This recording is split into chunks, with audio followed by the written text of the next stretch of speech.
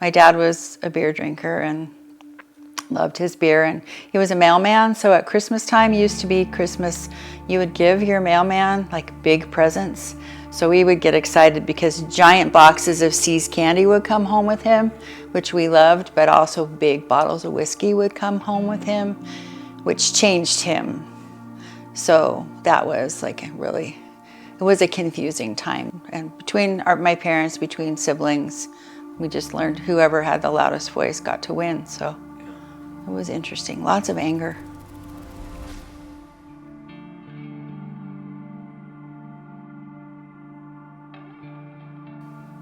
It's a weird thing to say I had a reverence for God. Maybe it was more of a fear, I don't know. But I knew that I wanted to have God. I knew that was important to me, but not as important as the other things that I chose to do. Like as I got older, trying to find approval and like someone to look at and see me. So a lot of relationships with guys that should have never happened, ultimately ending and you know, I was pregnant right after high school. That was 48 years ago, and 48 years ago it was a big stigma to having an unwanted pregnancy. He and I were going to get married, but the priest actually talked us out of it. Really? Yeah, which I'm forever grateful for. I had found an adoptive home through Catholic Community Services to give my baby up for adoption. And you're in the hospital room and somebody comes in with a clipboard and hands you this paper. It says, here, you can sign this. And I couldn't do it. And my brother and my mom were actually in the room then, and my brother begged me, it's like, please don't do it, we'll help you, we'll figure out a way. Please don't give this baby up for adoption. Yeah, so Amber went to a foster home for a week, and I went home and I just said, I can't give her up.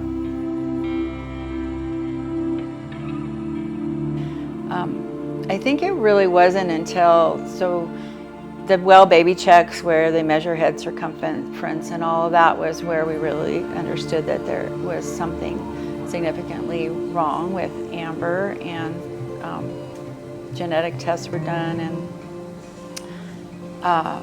yeah, they found out that she had cerebral palsy, that there had been some kind of lesion formed in her brain while I was carrying her, and so the motor side of her brain that affects walking, talking, all that was had a large hole. So there was a lot of advice from a lot of people who were very, I don't know what they were, but they were like, you're a young woman, you have your whole life ahead of you. This baby is going to be a vegetable. Put it in an institution and put her in an institution and go on with your life. People would say, nobody's ever going to want you. Nobody's ever going to want you with someone else's child, much less with one that's disabled. And like, I don't care. Me and Amber against the world. So I don't think I thought about God.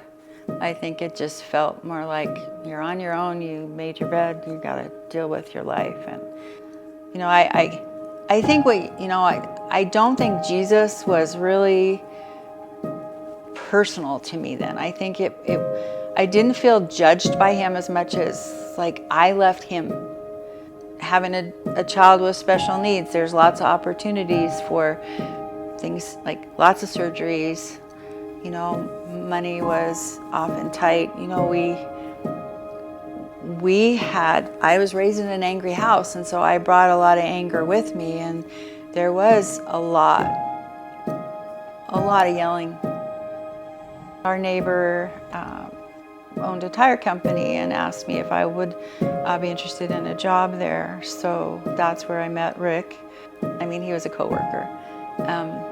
So it took a while, but we started dating, I don't know, like a year.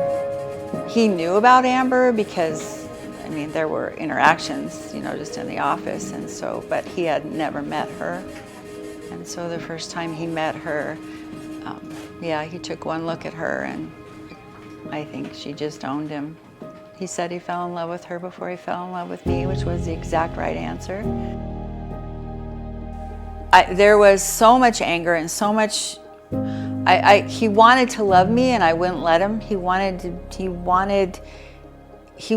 lead me, and I wouldn't let him. I prayed for a spiritual leader and figured out like what I really wanted was somebody to rubber stamp my own ideas.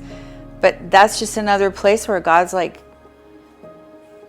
you said you wanted this? Okay, this is what you actually are gonna get.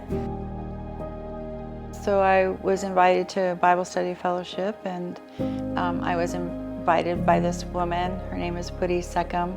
She was the cerebral palsy telethon coordinator, and for some reason she decided that she was going to take me under her wing. And yeah, I didn't realize what she was doing for me, but she was the one that invited me to come to this Bible study. And so they were studying the book of Romans, and I started in the middle of the year. And so it was Romans 7 where Paul was like really trying to deal with, how does this make sense? Like if I'm free from sin, but I keep sinning, I don't want to sin, but I sin, how does this all make sense? That became personal for me. Like that sin was my sin. That cost him his life. That desire that he would come to die for me. That changes everything. It should have devastated me more to recognize like all of the bad things that I had done were the things that cost him his life, but it was almost more of a relief. Like, well, there's maybe is somebody who sees me and knows me and wants me and would seek after me.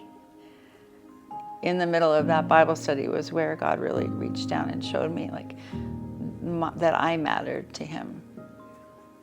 Just because she invited me to come. Yeah, and I never told her. I never got to tell her. Just the effect that one person's life has. And I think more and more as I look back, I can see that he was there. I don't think I would have been able to say that then, because you're in the big, hairy middle of all the things. Like, because I know what it feels like to struggle and to feel like you're in it all by yourself. And God, you said you're good, but where are you? This isn't good. I don't want this thing. You know, like the hope that he brings, the hope that he wants to offer is, I'm starting to really understand that hope now. That he knows what he's doing. And I feel like 45 years later, you get the benefit of all of the things you've lived through, faithfulness after faithfulness on his part, with a hope of like, there's more coming.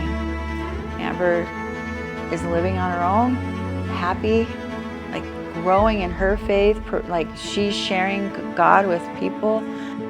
I have like in my own home, like my husband calls me to remember what's true. My son and my daughter-in-law have reminded me like what the gospel looks like. Matt and Kristen I've watched them grow up. I've watched their faith maturing. Like that cloud of witnesses, I know how far I've come. I know the anger and I know the ways that was so destructive. And I know that I can say that I was an angry person and I'm not an angry person now. Because that's what God does. He takes broken things and makes them whole. And he gives you like what I thought I want. It's like that verse that he does exceedingly abundantly beyond what we could ask him to do. I cannot even imagine, I could not have imagined to ask him for this. This is like,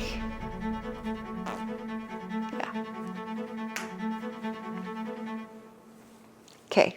Okay. Okay, You did good. That was really great. Whew.